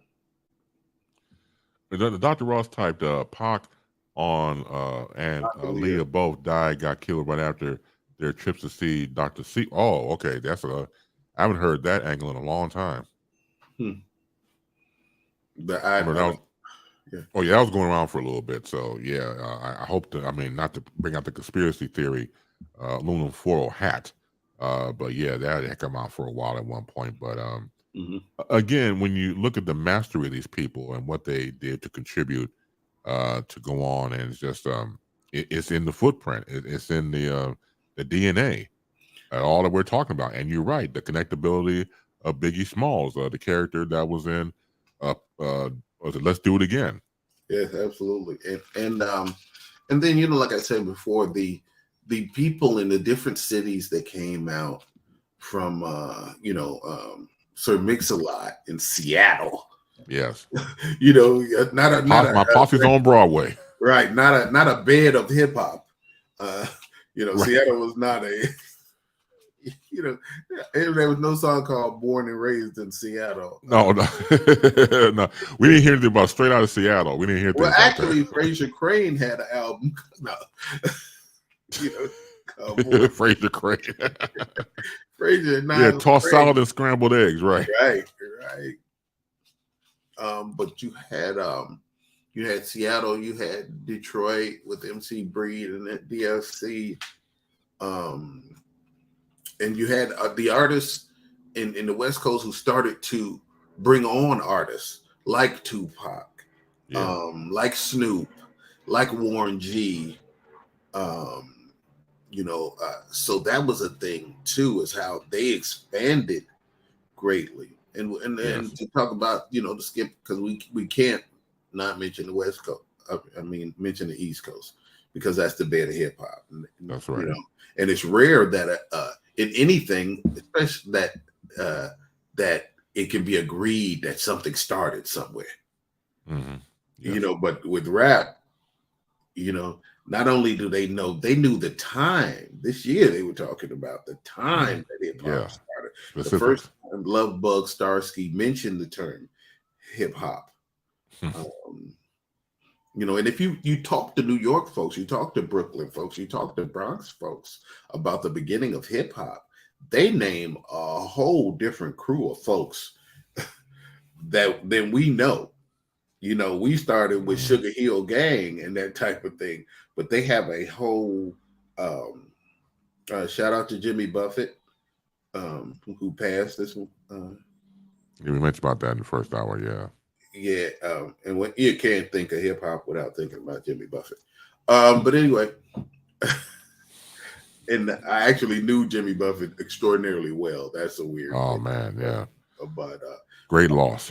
And he was a cool guy. He was a really cool guy. You can tell he was. And I met him working with the Incredibles, the people who shoot the T-shirts and that type of thing. Because anybody ever saw a Jimmy Buffett show, he had that. It came from him. And because he had the giant beach balls going around, steel walkers going around, all that at his concerts was kind of off the chain. And so we worked with him, he worked with us, and those were the same people that shoot the T-shirts and all of that at the basketball games and such in Florida. That team, they were the ones who did his concerts. Didn't know that. Yeah, and so it was all one thing. So we're losing some folk, man, on every side now. So somebody need to put Stevie Wonder and Smokey Robinson. Well, Stevie Wonder in the vault or something like that. Stevie Wonder vault. yeah. Smokey Robinson's never going to die. He's still the same age. No, I don't know what he's doing, but yeah, you're right about that. Yeah. Even though I went to see Ron Isley and Boyz II Men last week. Oh, cool. No. Please. No. Rescind that. Boyz II Men, they acted a fool. Boyz II Men. Oh, yeah? Yeah, Wanye proved himself to be one of the greatest singers ever, which he is. Nate, who needs to be on your show with you. You know. Good morning, and sorry I missed breakfast. And then you had little Sean, the little black one, Sean, who plays the guitar like Hendrix now. Oh, get out of town, man. Man, oh man, he was shredding, man. He did his solo song. He did I forget which song, but an Eric Clapton song. Oh, and played the guitar along with it. I mean, he was killing the guitar. You know, and Wanye had said he decided 11 years ago that he was going to learn the guitar and went to YouTube and taught himself. And 11 years later, he's wicked. Amazing. Yeah. But then Ron Isley is 83 years old. God bless him. Anyway, so back to hip hop. but Ernie was clowning. Ernie was at the guitar all behind his head playing with his feet. Play his feet. Literally, he did the guitar behind his head thing. He had the playing with his teeth thing. He did. Ernie, who lives here now. He lives He lives in Olympia Fields. He bought R. Kelly's mansion. Oh, good night. In Olympia Fields. You know, I'm sure it won't be put to the same use, but just gonna see Ernie Isley. You know, the basketball court has been changed to a convalescent center. Good. You know, which needs to house his brother. It just you know when the background singers sing your whole song and because he was like drifting. Ain't no you. Oh no, not the call in the hall. And then the background singers would sing the rest of the thing, and then all of a sudden he'd be like, "Y'all sing." And I remember my boy. Yeah, I've seen people do that. Like, okay, y'all sing because I don't feel like doing it. Absolutely, man. It was not good at all. Jeez. But he's 83. We can even get up there and get the shiny jacket on at 83. Preach. You know what I'm saying? So I'm not gonna talk too much stuff. Oh help. Oh man, yeah, it is funny, Dr. Ross. Yeah. But let's say the West Coast. On the West Coast at the beginning, and KRS-One, who was just key in the whole thing at the beginning, keeping it straight. That it was the Bronx that it came out of. And if you listen to his early records, then South Bronx, that's where he's talking about that, Yes. And then The Bridge Is Over, he's actually dissing Marley Marl. I didn't know that. Damn. Yeah. He's dissing Marley Marl, and because Marley was saying other places that hip hop started. And of course, KRS-One was not having any of that, Oh man, I remember Marley Marl was kind of getting into business at one point. I remember the rap war between LL and Kool Moe D. Yeah. And so this was the Death Blow cut that Kool Moe had. And he was like, Marley Marl can't save from falling. I was like, ooh. I mean, he let him know that. I mean, first of all, that was a good rap battle. I always liked, because back in college, that's what we would do. We would go back and forth, play the songs, have people call in to say who won the rap battle. It was always good for people to interact, and we do tallies and stuff like that. And the majority of the time, it was always Kool Moe D. From the tallies that we would get from the college radio station back in the day. But yeah, man, it was just you knew you were a part of something. In the moment, you knew it was special. You knew it was something that you felt. It goes back to the movie from when Jimmy Foxx played Ray Charles in the movie Ray. He was doing an interview with the guy from the Jazz magazine. He said, "If I feel it in my heart, then I know it's real." So it's one of those moments with hip hop, and you knew it was real just off the bat.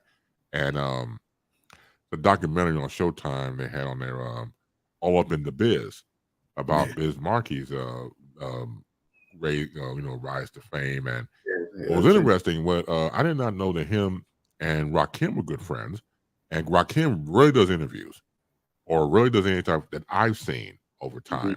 Oh, and yeah. he was part of the documentary, and so it got a chance to see him. Of course, he, meaning Biz, to help pave the way for great rappers. I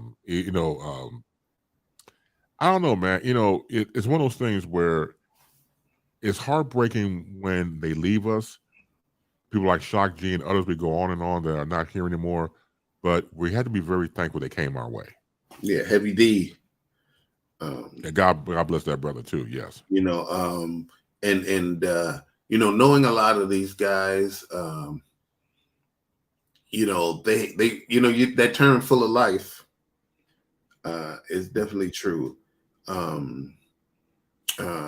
Trouble T. Roy Troy, who was a dancer who had a tragic freak accident death in a parking lot, just goofing around, kind of jumping from one level to the other, and just kind of tripped and broke his neck and died. The wonderful tribute that his brother Pete Rock did for him with I Reminisce with CL Smooth, an incredible one of my favorite songs, arguably my favorite song in hip hop, because and I reminisce for real, and each verse had a different, right, and he talks about his family in detail, and that's, man, oh man, that's all, it's brilliant, on the brilliance end, that and Brenda's Got a Baby at the top, because a lot of people don't realize what Brenda's Got a Baby was one verse. The entire song is one verse. And that was the first time I definitely had heard that. And Pac just went in detail about her. You felt, and the video was so on point, that you felt what she was going through, and you understood. And he wasn't afraid to show that, what I'm saying? So the people knew that these young Black women getting pregnant wasn't always just, bad decisions. That they sometimes were the effects of the social ills of our people, of our culture, of society, of America itself, as well. So the same stuff that affects white people affects Black people, but we get a bad rap, literally, for that. Unfortunately. No, you're right about that, man. Even going back to you said about Trouble T. Roy, when Heavy did the Peaceful Journey, and brings me to tears every time I hear it, man. It was just obviously so powerful, a great tribute. But man, the lyrics, what is the brother for? What is the you hear the whole thing, and it just moves you to the fact that it's like, I remember, in fact, let's see. So when I was doing Cool Out Radio with Cool Out and everybody on WVON, and we interviewed Albie Shore. And I remember I mentioned Albie about, I called him Mr. B Shore. I said, Mr. B Shore, we cannot be remiss without bringing up your brother, God rest his soul, Heavy D, money earning out Mount Vernon.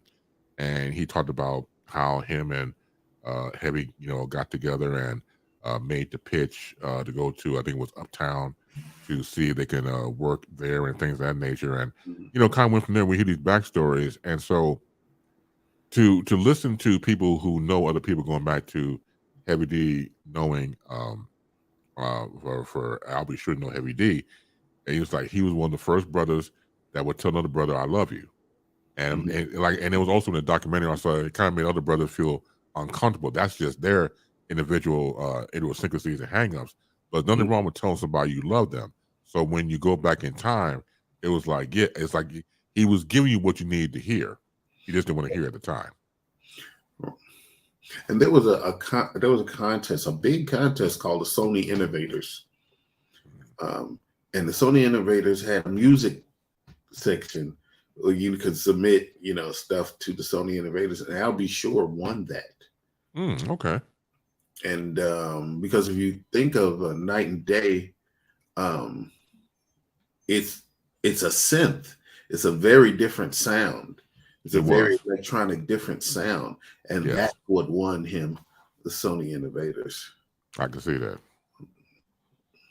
Definitely different, man. Well, thank you for going over time with me on this, because every time we talk about this, we just keep rolling and rolling and rolling and everything else. But I know it's a departure for what you usually do on a regular basis. So I know this is, I would believe, more than therapeutic on your end to just kick back. It was a rough week. It was a rough week. Yeah, but we can talk about that next week. But I want to thank you again, brother, for being here and making the switch with me, and it means a lot. So continue to do what you do. Real quick before you take off, what Dr. Ross says, you guys have such amazing stories. Well, it's I'm just following his lead. He's the one that knows everybody. I don't even know. I mean, I don't even know my own garbage man.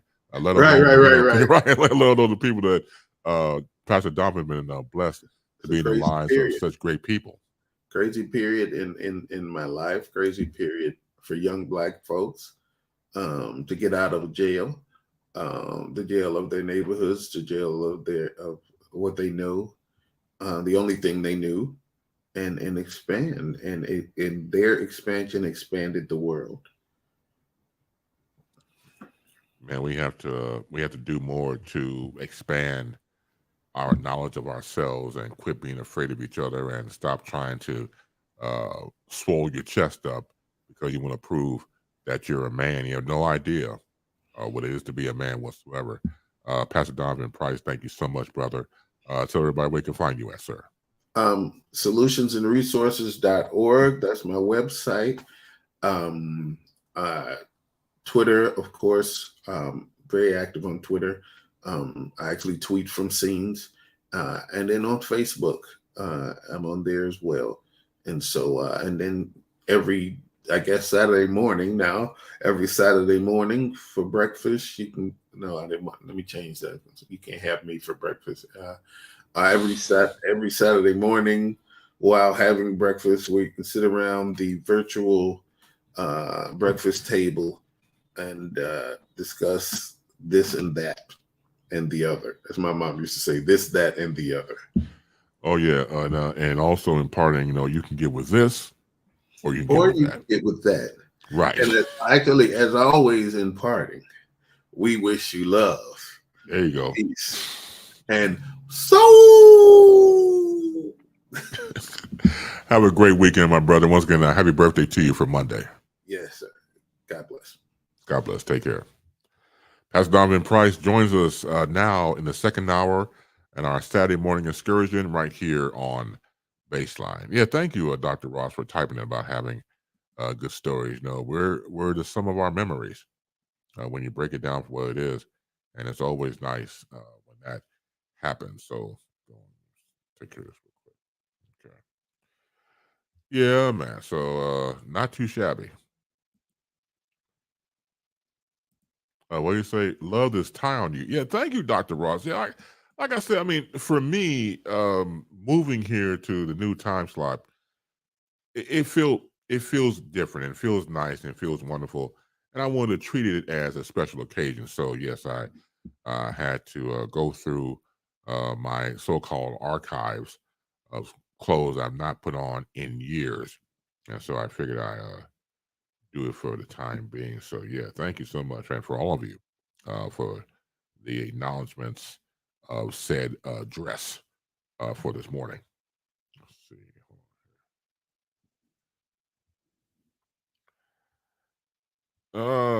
Here. So as we know, Saturday mornings bring back memories sometimes, depending on who you are. And of course, we'll not be remiss in the last few minutes we have left, and we might go over time depending on the flow of people who may or may not come in or continue to go on. So Saturday morning cartoons, of course, is a staple as you were coming up. So we're going to have, and thanks to the idea of Lisa London, who suggested this, the idea of having a cartoon of the week and reminisce about that. So if you have any suggestions for any cartoons you want to discuss, the best thing to do is email me. And the email address is baseonair@gmail.com. That's Base on Air, B-A-S-E, B is in broadcasting, A-S-E-O-N-A-I-R, all one word, of course, at gmail.com. And then we'll do one going into every Saturday morning. So today will be about Johnny Quest. So Johnny Quest came out in 1964. You probably see the reruns and the reboots over time. And so it was pretty much the adventures of a 10-year-old son of a government scientist. And Johnny Quest had blonde hair, and his father had like one of those, he was redheaded with a beard, Dr. Quest. He had Race, who was one of the staff that was a part of it. The dog, I think the dog's name was Bandit, and Haji.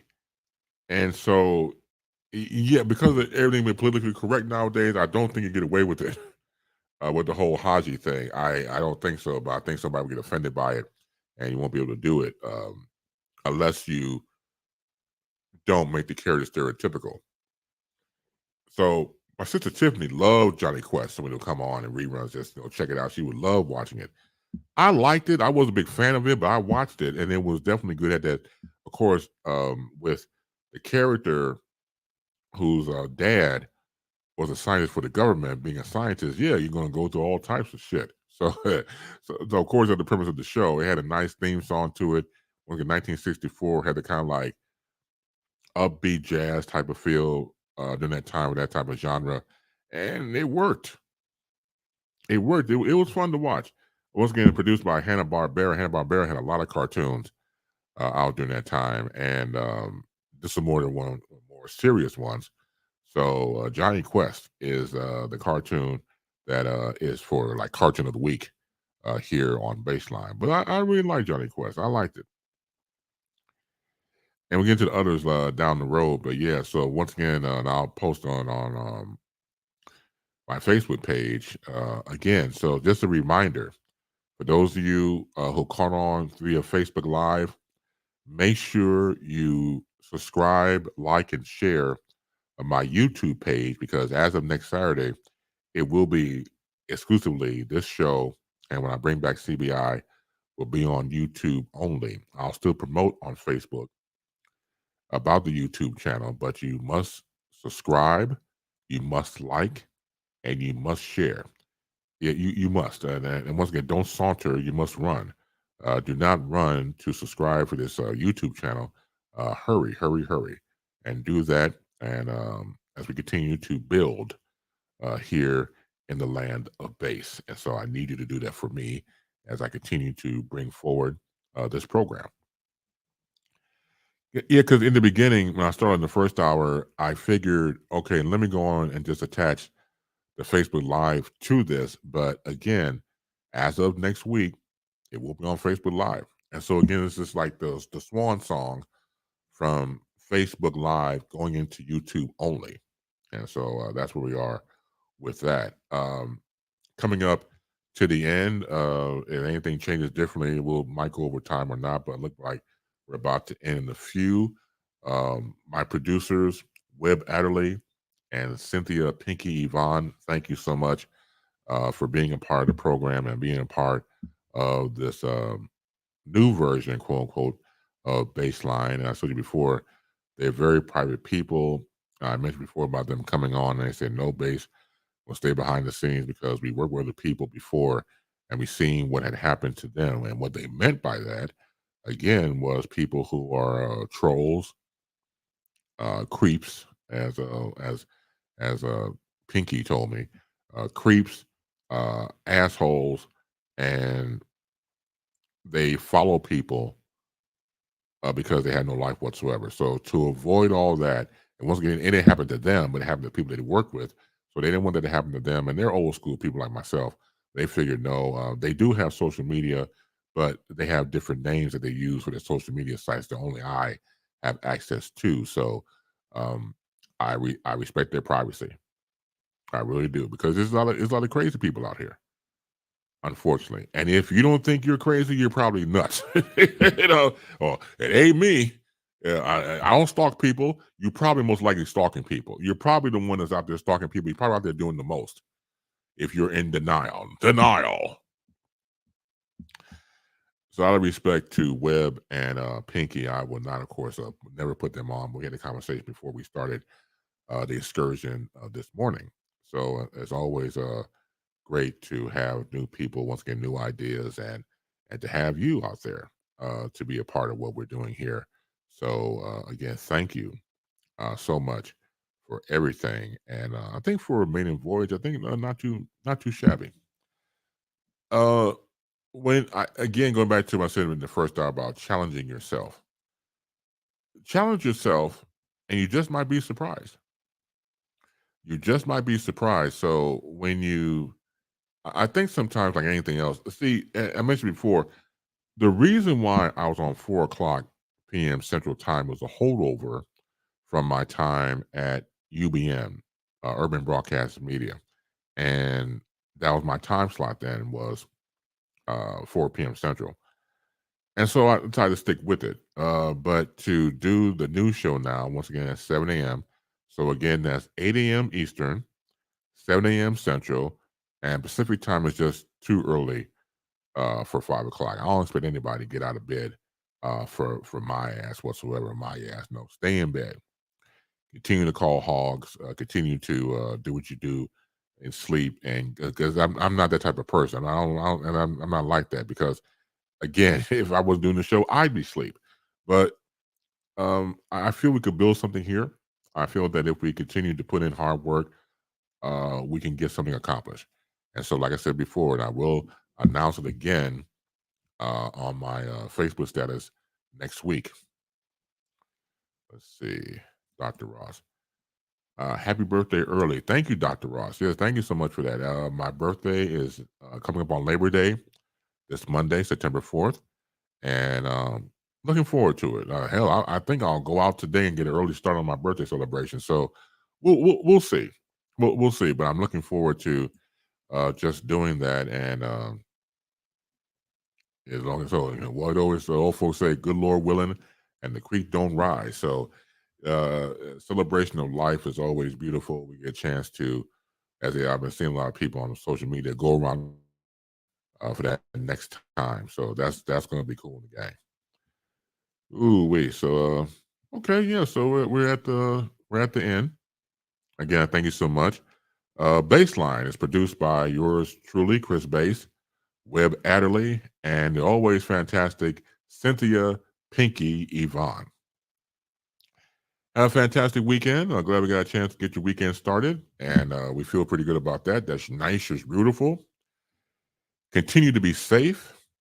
Continue to be sound. Continue to be healthy, and most importantly, above anything else, continue to be loved. Long live the peace. Long live the funk.